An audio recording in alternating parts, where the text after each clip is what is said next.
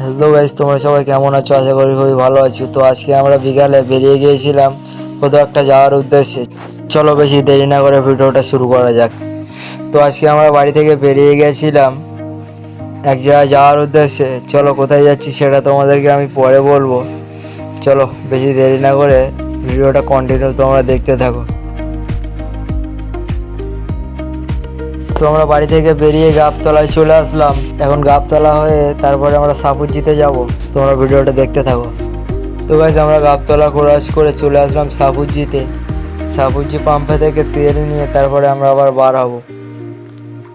তারপর আমরা সাপুরজি পাম্পের পাশ দিয়ে চলে গেছিলাম ডেকার্টল্যান্ড যাওয়ার উদ্দেশ্যে।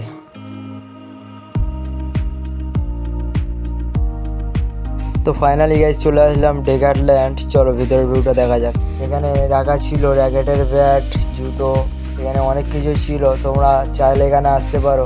আমাদের ছোট বাসিদার মোস্তাকিন ওখানে র্যাকেটের ব্যাট দেখছিল, আমি এদিকে একটু সেলফি ভিডিও করছিলাম। তো আমাদের বাসিদাটা কক নিয়ে হাসছিল। বাসিদের হাসিটা দেখে আমারও খুবই হাসি পাচ্ছিল। তো তোমরা এই ককগুলো নিতে পারো মাত্র 49 টাকা করে। আমরা আমাদের জন্য এই 2 ফাইল কক কিনেছিলাম।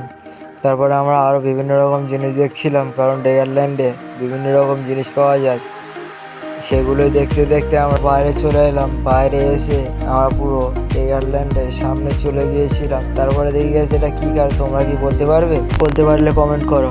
তারপরে আমরা শোরুমের সামনে দিয়ে চলে গেছিলাম বাইরে এসে গেছে, এটা দেখবো কখনো ভাবতে পারিনি, কারণ অডি কলকাতা শোরুমের সামনে দিয়ে গরু বেরোচ্ছিল।